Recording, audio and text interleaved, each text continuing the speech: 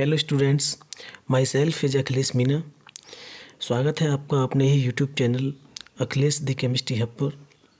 इस वीडियो में डिस्कस करेंगे हम stoichiometry. Stoichiometry class 11th NCERT chemistry का chapter number 1 that is some basic concepts of chemistry का काफ़ी इम्पोर्टेंट टॉपिक है। स्टोक्योमेट्री का मीन्स होता है स्टूडेंट्स किसी भी केमिकल रिएक्शन एंड उससे रिलेटेड कैलकुलेशन की जो स्टडी है हम स्टोक्योमेट्री में करते हैं। एंड हम कह सकते हैं it is the study of chemical reaction and calculation related to it. अब स्टोक्योमेट्री डिटेल में डिस्कस करेंगे इस वीडियो में हम। उससे पहले हमें डिस्कस करना ज़रूरी है केमिकल रिएक्शन, क्योंकि केमिकल रिएक्शन की जो स्टडी है और उससे रिलेटेड जो कैलकुलेशन प्रॉब्लम्स होंगी वो स्टोक्योमेट्री होगी। तो फर्स्ट ऑफ ऑल हम डिस्कस करेंगे chemical reaction. Students, old bonds का ब्रेक होना एंड न्यू बॉन्ड्स का फॉर्मेशन केमिकल रिएक्शन कहलाता है। मतलब किसी भी केमिकल रिएक्शन में जो ओल्ड बॉन्ड्स होते हैं वो ब्रेक होते हैं एंड न्यू बॉन्ड्स का फॉर्मेशन होता है, इन्हें हम केमिकल रिएक्शन बोलते हैं। इसको मैं एक एग्जांपल से समझाने की कोशिश करूँगा। मैंने एग्जांपल लिया है फॉर्मेशन ऑफ वाटर का। हम जानते हैं कि जब हाइड्रोजन गैस ऑक्सीजन गैस के साथ रिएक्ट करती है तो वाटर फॉर्म होता है H2 + O2 arrow H2O, H2 + O2 इन्हें हम बोलेंगे रिएक्टेंट्स। जो एरो के लेफ़्ट साइड में शो किए जाते हैं इन्हें हम रिएक्टेंट्स बोलते हैं, एंड एरो के जो राइट साइड में जो हम शो करते हैं इन्हें हम प्रोडक्ट बोलते हैं। ठीक है, ये रिएक्टेंट्स आपस में कंबाइंड होकर जो रिजल्ट देंगे उसे हम प्रोडक्ट बोलेंगे। तो ये हाइड्रोजन का मॉलिक्यूल है, इसे मैं ऐसे शो कर सकता हूँ हाइड्रोजन सिंगल बॉन्ड हाइड्रोजन। ठीक है, एज एटम्स मैंने इसको शो किया है। ठीक है, एक तरह से हम बोल सकते हैं कि इनका बॉन्डिंग स्ट्रक्चर मैंने ड्रॉ किया है। हाइड्रोजन मॉलिक्यूल में 2 एटम्स हैं हाइड्रोजन के और ये दोनों ही सिंगल बॉन्ड के साथ अटैच रहते हैं। ऐसे ही ऑक्सीजन के एक मॉलिक्यूल में दोनों ही ऑक्सीजन एटम्स डबल बॉन्ड के साथ अटैच रहते हैं। अब ये जब केमिकल रिएक्शन कंडक्ट होती है तो ये बॉन्ड्स क्या है, ब्रेक होते हैं, और ब्रेक होने के बाद में न्यू बॉन्ड्स फॉर्म होते हैं जो प्रोडक्ट के मॉलिक्यूल्स में होते हैं। ठीक है, तो यहाँ ऑक्सीजन सेंट्रल एटम है, दोनों हाइड्रोजन एटम्स सिंगल बॉन्ड के साथ अटैच हैं। ये बॉन्ड्स न्यू हैं जो अभी फॉर्म हुए हैं, और ये ओल्ड बॉन्ड्स थे जो ब्रेक हुए हैं। ठीक है, ब्रेक्स बॉन्ड को मैंने ऐसे शो किया है। एक तरह से बोल सकते हैं कि यहाँ केमिकल रिएक्शन में रीअरेंजमेंट ऑफ एटम्स होता है।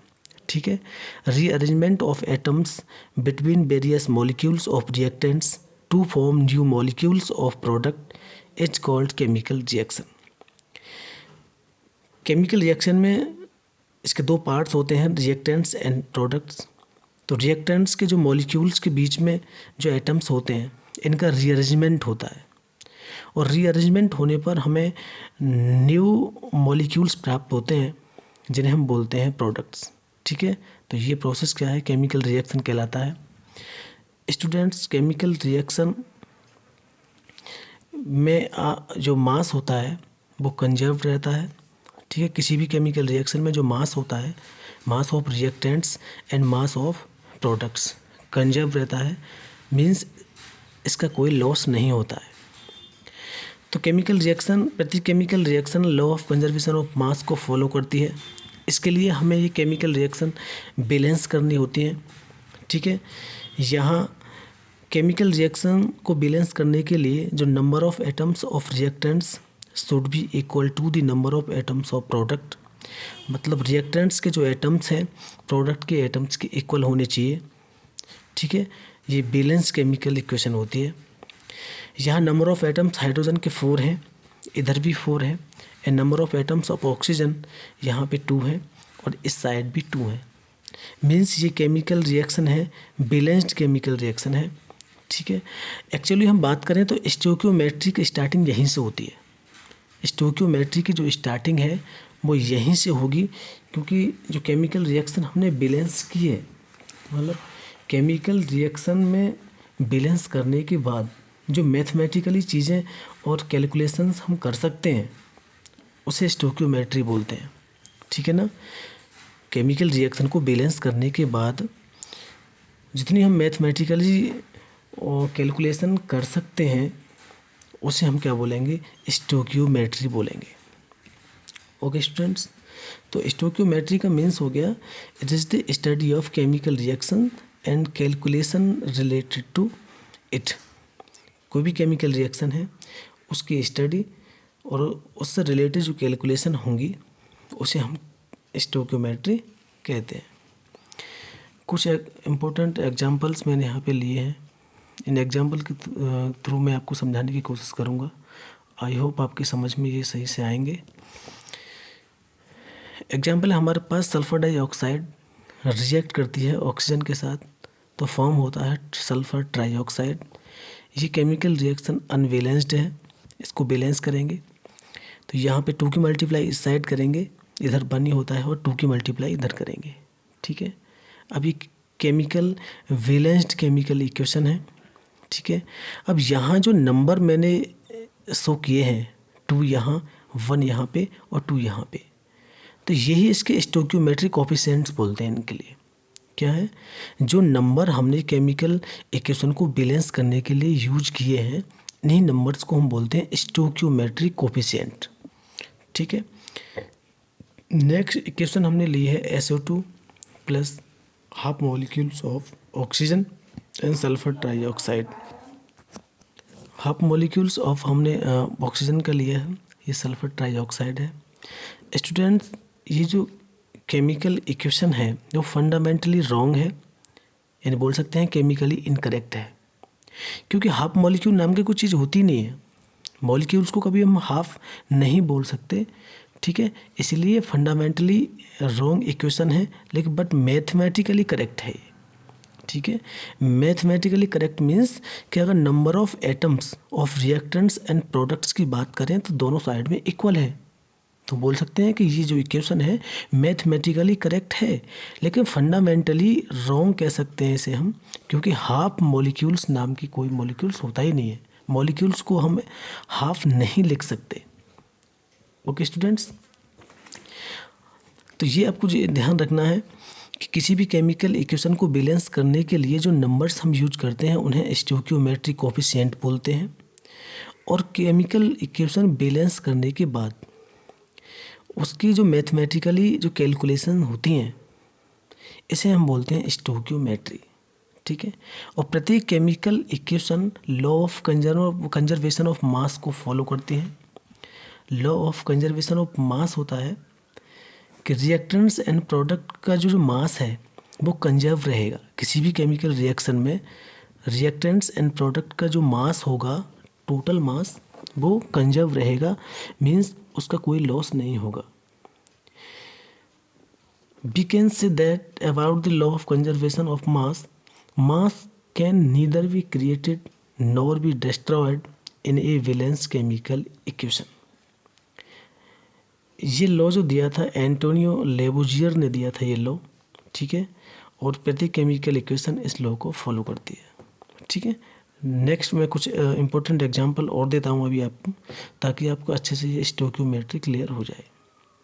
यहाँ तक जो मैंने आपको डिस्कस किया है स्टोइकियोमेट्री के बारे में कुछ इंपॉर्टेंट फैक्ट, तो ये आपके समझ में आए होंगे। ठीक है। एक बार मैं रिपीट कर देता हूँ। स्टोइकियोमेट्री का मीन्स होता है स्टूडेंट्स, किसी भी केमिकल इक्वेशन और उससे रिलेटेड जो कैलकुलेशन होती हैं उनकी स्टडी स्टोइकियोमेट्री कहलाती है। अब केमिकल रिएक्शन, केमिकल इक्वेशन जो हम लेते हैं उसको फर्स्ट ऑफ ऑल हम बैलेंस करते हैं, और केमिकल इक्वेशन बैलेंस करने के बाद जो मैथमेटिकली कैलकुलेशंस हम करेंगे उसे हम स्टोइकियोमेट्री बोलते हैं। मैथमेटिकली कैलकुलेशन मीन्स जैसे यहाँ पे 2 molecules of sulphur dioxide and 1 molecule of oxygen ये आपस में कंबाइन हुए, and 2 molecules of sulphur trioxide ये एज ए प्रोडक्ट हमको ऑब्टेंड हुआ। ये इसकी मैथमेटिकली कैलकुलेशन हम बोल सकते हैं। और मॉलिक्यूल्स के रूप में बोलेंगे तो 2 molecules of sulphur dioxide and 1 molecule of oxygen. ठीक है। और प्रोडक्ट हमको मिलेगा 2 मॉलिक्यूल्स ऑफ SO3। अगर मोल्स के फॉर्म में हम बोलें तो 2 moles of SO2 react with 1 mole of oxygen to form 2 moles of sulphur trioxide. ठीक है, तो हम मॉलिक्यूल्स में, मास में और एटम्स में, इन सब में जो कैलकुलेशन करते हैं किसी भी केमिकल इक्वेशन की, इसे हम स्टोइकियोमेट्री बोलते हैं। और हम डिटेल में डिस्कस करते हैं इसके बारे में। यही केमिकल इक्वेशन जो अभी मैंने ली थी, sulphur dioxide react with oxygen to form sulphur trioxide, ये जो नंबर मैंने बैलेंस करने के लिए यूज किए हैं 2, 1, 2, इन्हें हम बोलेंगे stoichiometry coefficient. These numbers do not represent mass but represent number of molecules or moles। ये जो नंबर्स होते हैं ये मास को रिप्रेजेंट नहीं कर सकते, ठीक है, ये रिप्रेजेंट करते हैं ओनली मॉलिक्यूल्स एंड मोल्स को। ठीक है, मोल्स एंड मॉलिक्यूल्स दोनों को ये रिप्रेजेंट करते हैं, लेकिन मास को रिप्रेजेंट नहीं करेंगे। ठीक है, क्योंकि अगर मास को रिप्रेजेंट, अगर आप ये बोलते हैं कि 2 gram of sulphur dioxide react with 1 gram of oxygen to form 2 gram of sulphur trioxide, तो ये हम क्या है, गलत है। ये लैंग्वेज जो हम बोल रहे हैं ये रॉन्ग होगी अगर हम ऐसे बोलते हैं। ठीक है, क्योंकि law of conservation of mass कहता है कि जितना रिएक्टेंट था उतना ही प्रोडक्ट हमको ऑब्टेंड होना चाहिए। अगर आप इसको मास मानते हैं 2 और 1 के लिए, तो 2 + 1 ये टोटल हो गया 3 ग्राम, तो हमको यहाँ 3 ग्राम्स SO3 ऑब्टेंड होना चाहिए था, लेकिन यहाँ कितना ऑब्टेंड हुआ है, 2 ग्राम। ठीक है, इसलिए ये 2, 1, 2 ये मास को रिप्रेजेंट नहीं करेंगे, ये ओनली मॉलिक्यूल्स को या फिर मोल्स को रिप्रेजेंट करेंगे। ठीक है, हम ऐसे कह सकते हैं कि 2 moles of SO2 react with 1 mole of O2 to form 2 moles of SO3, ये ठीक रहेगा। ठीक है, अब नेक्स्ट एग्जाम्पल है हमारा H2 + O2 एरो H2O। ये फॉर्मेशन ऑफ वाटर की वैलेंस केमिकल इक्वेशन है। 2 moles of H2O react with 1 moles of O2 to form 2 molecules of H2O। ठीक है, मतलब 2 मॉलिक्यूल्स हाइड्रोजन के और 1 मॉलिक्यूल ऑक्सीजन का, ये आपस में रिएक्ट करके जो प्रोडक्ट फॉर्म करते हैं वो 2 मॉलिक्यूल्स ऑफ H2O करते हैं। ये केमिकल इक्वेशन हमने लिखी है in the form of molecule. अगर इसी केमिकल इक्वेशन को हम in the form of moles लिखें, मोल्स के फॉर्म में लिखेंगे, तो हम बोलेंगे 2 moles of hydrogen react with 1 mole of oxygen to form 2 mole of H2O। ठीक है, अगर इसी केमिकल इक्वेशन को अगर इन दी फॉर्म ऑफ मास हम लिखते हैं, मास के फॉर्म में लिखते हैं, तो स्टूडेंट्स 2H2 का जो मास होगा वो 4 ग्राम होगा। ठीक है, तो हम यहाँ से कैलकुलेट कर सकते हैं नंबर ऑफ मोल्स, जिसे हम स्मॉल n से शो करते हैं। इसका जो फॉर्मूला होता है, small n is equal to W upon capital M। Number of moles is equal to given mass upon molar mass. यहाँ से हमें मास निकालना है, तो W is equal to small n into molar mass. Number of moles कितने हैं hydrogen के, 2, और हाइड्रोजन के मॉलिक्यूल का मोलर मास कितना होगा, 2, तो ये हो जाएगा 4 ग्राम। ठीक है, यहाँ 4 ग्राम ऑफ हाइड्रोजन, ये कैसे आया है, ये इस फॉर्मूले से मैंने आपको समझा दिया है। ठीक है, इस वाले इक्वेशन में जो हाइड्रोजन की मोल है वो 2 है, मैंने यहाँ पे 2 लिया है। हाइड्रोजन मॉलिक्यूल का अगर मोलर मास आप कैलकुलेट करेंगे तो 2 आएगा, 2 × 2 इज इक्वल टू 4। तो ऐसे करके यहाँ 4 ग्राम ऑफ हाइड्रोजन हो गया। ऑक्सीजन का निकालेंगे तो ऑक्सीजन का कितना होता है, ऑक्सीजन एटम का जो एटॉमिक मास होता है वो 16 होता है, और यहाँ पे ऑक्सीजन मॉलिक्यूल है तो 16 × 2 32 ग्राम हो गया। ऐसे ही H2O का होता है 18 इंटू 2 यहाँ हो जाएगा 36 ग्राम ऑफ H2। ठीक है, और मास के फॉर्म में हम लिखेंगे तो ये केमिकल इक्वेशन है वो इस तरीके से लिखी जाएगी। ठीक है, 4 gram of hydrogen react with 32 gram of oxygen to form 36 gram of H2O। तो अगर मास के फॉर्म में हमें लिखनी है तो ये इक्वेशन ऐसे लिखी जाएगी, और मोल्स के फॉर्म में लिखनी है तो हम इसको ऐसे लिख सकते हैं, एंड मॉलिक्यूल्स के फॉर्म में लिखनी है तो इस इक्वेशन को हम ऐसे लिखेंगे। लेकिन यहाँ कभी भी हम ऐसे नहीं ले सकते 2 gram of H2O 1 gram of O2 to form 2 gram of H2, ऐसे ये रॉन्ग मेथड होगा।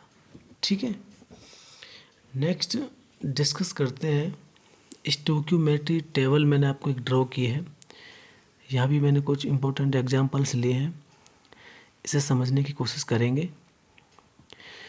स्टूडेंट्स, ये केमिकल इक्वेशन ये फॉर्मेशन ऑफ सल्फर डाइऑक्साइड की है। जो सल्फर डाइऑक्साइड रिएक्ट किया है ऑक्सीजन के साथ तो फॉर्म हुआ है 2 मॉलिक्यूल्स ऑफ SO3। अगर इस केमिकल इक्वेशन को मॉलिक्यूल्स के फॉर्म में लिखते हैं तो इधर लिखेंगे 2 molecules of SO2 1 molecule of oxygen and 2 molecules of SO3। अगर एटम्स के फॉर्म में लिखते हैं तो इधर लिखेंगे 2 atoms of sulphur and 4 atoms of oxygen. ठीक है ना, अगर इस केमिकल इक्वेशन को एटम्स के फॉर्म में लिखना है तो क्या लिखेंगे 2 atoms of sulphur and 4 atoms of oxygen. इधर 2 एटम्स ऑफ ऑक्सीजन एंड इधर 2 atoms of sulphur and 6 atoms of oxygen. ठीक है, यहाँ पे 3 है, 2 की मल्टीप्लाई हो रही है तो 6 एटम्स ऑफ ऑक्सीजन। अगर इसे मास के फॉर्म में लिखना है वो भी एटॉमिक मास यूनिट के फॉर्म में, और मास को हम AMU में लेते हैं तो यहाँ 128 यूनिफाइड मास हो जाएगा। ठीक है, 128U। अब 128U कहाँ से आया है, देखो इधर मैं कैलकुलेशन कर देता हूँ। यहाँ SO2 इसका हमें मास कैलकुलेट करना है, तो सल्फर का कितना होता है 32 होता है, एंड ऑक्सीजन कितना होता है 16 होता है, एंड 2 की मल्टीप्लाई करेंगे इधर। ठीक है, तो 32 प्लस 32 तो ये हो जाएगा 64। अब 64 में मल्टीप्लाई करेंगे हम 2 की, क्योंकि ये ऊपर यहाँ 2SO2 है ना, ऐसे करके तो यहाँ हो जाएगा 128U। U का मतलब क्या होता है, यूनिफाइड मास होता है। तो 128U आ गया 2SO2 का मास, एंड ऑक्सीजन का हो गया 32 एंड SO3 का होगा 160U। ठीक है, जैसे मैंने ये कैलकुलेट किया है ऐसे भी आप भी कैलकुलेट कर सकते हैं। अगर मोल्स के फॉर्म में हमें लेना है तो हम लिखेंगे 2 moles of SO2 and 1 mole of oxygen and 2 moles of SO3। ठीक है, अगर मास हमें लेना है ग्राम में तो यहाँ 128 ग्राम हो जाएगा, ये 32 ग्राम हो जाएगा और ये 160 ग्राम हो जाएगा। स्टूडेंट, ये जो टेबल है यही स्टोइकियोमेट्री है।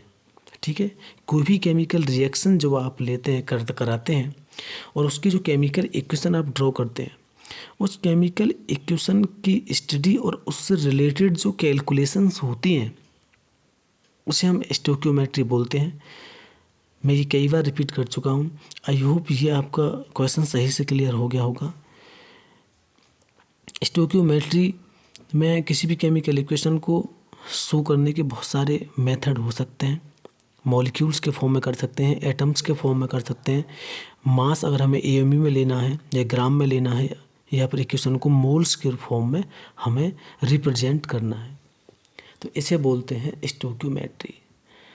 केमिकल रिएक्शन इक्वेशन को बैलेंस करने के लिए जो नंबर हम यूज करते हैं इन्हें बोलते हैं स्टोइकियोमेट्री कोएफिशिएंट। ओके स्टूडेंट, तो आई होप ये क्वेश्चन जो इस वीडियो में हमने डिटेल में डिस्कस किया है आपको क्लियर हो गया होगा।